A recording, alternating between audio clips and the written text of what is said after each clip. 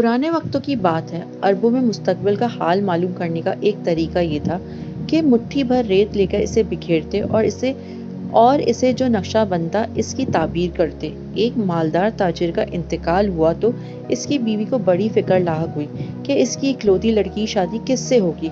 इसे ज्योतिष का ये तरीका मालूम था। इसने मुट्ठी भर रेत बखेर कर मालूम किया तो पता चला कि इसकी बेटी की शादी इनके काले कलूटे गुलाम से होगी। इसने लाहौल पढ़ी और दूसरी बार इसी तरह से मालूम किया तो फिर वही जवाब आया। इसने सोचा कि अपनी इतनी प्यारी बेटी की शादी मैं इस काले कलूटे गुलाम से कैसे कर दूं।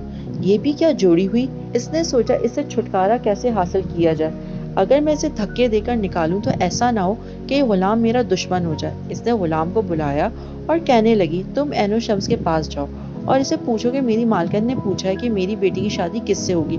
गुलाम ने कहा, जो हुक्म। इसे कुछ मालूम ना था कि ऐनो शम्स कौन है। गुलाम को सफर का सामान और कुछ जाती राह तैयार करके दे दिया गया और वो सफर पर रवाना हो गया। ऐनो शम्स कहाँ रहता है, इसके घर कौन सा रास्ता जाता है, इस गुलाम को कुछ मालूम ना था। मगर वो बस चलता रहा क्योंकि इसकी मालकिन का हुक्म था। चलते चलते एक ऐसी जगह पहुंचा जहाँ इसे एक चरवाहा मिला। चरवाहे ने पूछा, तुम कहाँ जा रहे हो। गुलाम ने जवाब दिया कि मैं ऐनो शम्स के पास जा रहा हूँ। मेरी मालकिन ने क्या ऐनो शम्स से पूछना कि इनकी लड़की की शादी किस खुशनसीब के साथ होगी। चरवाहे ने सुनकर कहा, और अगर तुम इससे मिलो तो पूछना कि हम कब तक भेड़ें चराते रहेंगे। गुलाम ने कहा, जरूर पूछूंगा, और आगे बढ़ गया। बहुत दिनों तक वो चलता रहा, यहाँ तक कि इसे खेतों का एक बहुत तवील सिलसिला नजर आया। वहाँ इसने देखा किसान खेत में हल चला रहा है। किसान ने कहा, अस्सलाम वालेकुम। गुलाम ने जवाब दिया, वालेकुम अस्सलाम। किसान ने पूछा, क्यों भाई, कहाँ जा रहे हो। गुलाम ने जवाब दिया, ऐनो शम्स के पास। मेरी मालकिन ने मुझे भेजा है कि इसे पूछना कि इनकी लड़की की शादी किस खुश नसीब के साथ होगी। किसान ने ये सुनकर कहा, और भाई जब तुम उससे मिलो तो इससे पूछना कि आखिर हम कब तक हरी और जर्द फसल काटते रहेंगे। गुलाम ने जवाब दिया, मैं जरूर पूछूंगा, और आगे बढ़ गया। गुलाम बहुत दिनों तक चलता रहा, यहाँ तक कि आखिर एक ऐसी जगह पर जहाँ पहुंचा जहाँ सामने समंदर था। इसके दूसरे किनारे का कुछ पता ना था। उसे मछली नजर आई। उसने गुलाम से पूछा, तुम कहाँ जा रहे हो। गुलाम ने मछली को जवाब दिया, मैं ऐनो शम्स से मिलने जा रहा हूँ, मेरी मालकिन ने भेजा है। मछली ने पूछा, तुम वहाँ कैसे पहुँचोगे। गुलाम ने जवाब दिया, मुझे नहीं मालूम। मछली ने कहा, मैं तुम्हें ऐनो शम्स के पास ले जाऊंगी। ऐनो शम्स का मतलब है सूरज की आंख। मगर जब तुम ऐनो शम्स से मिलो तो इससे पूछना कि जो मछली मुझे लाई है वो सतह पर क्यों तैरती है, वो समंदर के अंदर क्यों नहीं तैरती। गुलाम ने जवाब दिया, जरूर, तुम मुझे ऐनो शम्स के पास पहुंचा दो, मैं इसे जरूर पूछूंगा। मछली ने गुलाम को अपनी पीठ पर सवार कर लिया।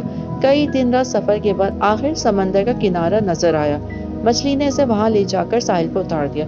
फिर मछली ने कहा, मैं तुम्हारा यहीं इंतजार करूंगी। गुलाम ने कहा, ठीक है, और आगे बढ़ गया। वो चलता रहा यहाँ तक कि वो आखिर ऐनो शम्स तक पहुंच गया। इसने पहला सवाल ऐनो शम्स से वही किया जो इसकी मालका ने कहा था।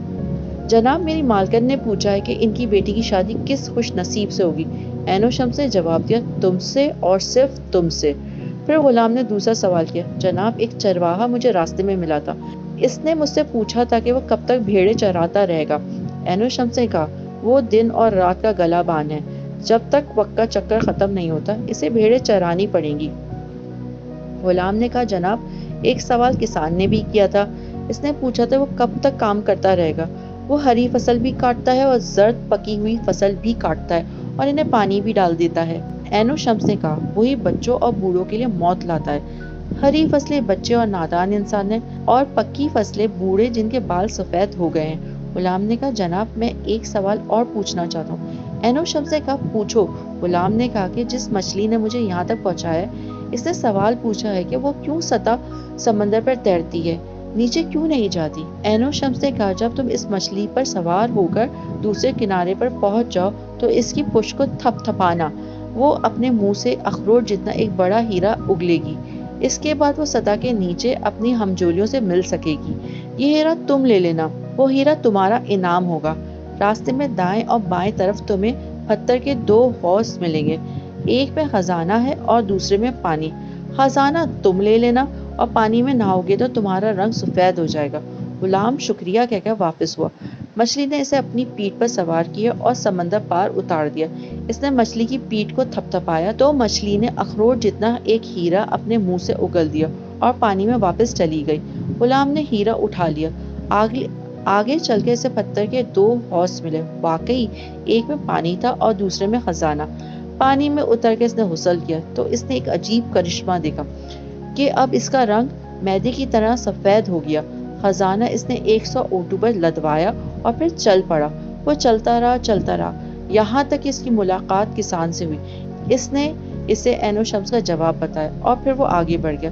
چلتا رہا یہاں تک کہ اس کی ملاقات چرواہے سے ہوئی۔ اس نے چرواہے کو بھی وہی جواب بتایا جو عین الشمس نے اسے بتایا تھا۔ پھر چلتے چلتے وہ اپنے شہر پہنچا۔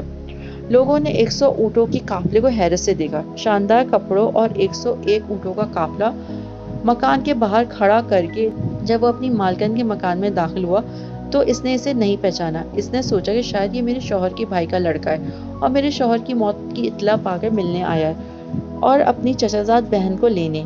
میری لڑکی پر اس سے بڑھ کر حق کس کا ہو سکتا ہے؟ اس نے غلام کی خوب خاطر تواضع کی۔ نہ اس نے غلام سے کچھ پوچھا، نہ غلام نے اسے کچھ بتایا۔ مالکن نے کہا، میں اپنی لڑکی کی شادی تم سے کرنے کی خواہش رکھتی ہوں۔ غلام نے جواب دیا، جیسے آپ کی مرضی۔ شادی کی تیاریاں شروع ہوئیں۔ جو کچھ سینا تھا سیا گیا۔ لڑکی کو غسل کی خاطر شہر کے سب سے مشہور حمام میں بھیجا گیا۔ مہر کی رقم طے ہوئی، مہمانوں کو دعوتیں دی گئیں اور بڑے دھوم دھام سے نکاح ہوا۔ شادی کی رات کو دلہن نے دولہا کے چاند سے چمکتے چہرے کو دیکھا اور شرما گئی۔ جب کافی دیر ہو گئی اور دولہا کھڑا رہا تو اس نے کہا، آپ بیٹھتے کیوں نہیں؟ اس نے کہا، خادم آپ کا غلام ہے، آپ کی اجازت کے بغیر کیسے بیٹھ سکتا ہے؟ دلہن کو یہ سن کر بڑی حیرت ہوئی۔ اس نے کہا، بھلا اس طرح کی بات کوئی بھی دولہا کیسے کر سکتا ہے؟ دولہے نے کہا، دیکھو سنو، میں وہی آپ کا غلام ہوں جسے آپ کی والدہ نے عین الشمس کے پاس روانہ کیا تھا اور میں آج اس حالت میں آپ کے سامنے ہوں۔ لڑکی یہ سارا ماجرا سن کے بہت ہنسی اور اس نے کہا، دیکھو خدا نے میری قسمت بنائی اور بہت شاندار بنائی، اس کا لاکھ لاکھ شکر ہے، مگر یہ بات جو تم نے مجھے بتائی ہے اب کسی اور سے نہ کہنا۔ اب تم میرے آقا ہو اور تمہاری خوشی میں میری خوشی ہے۔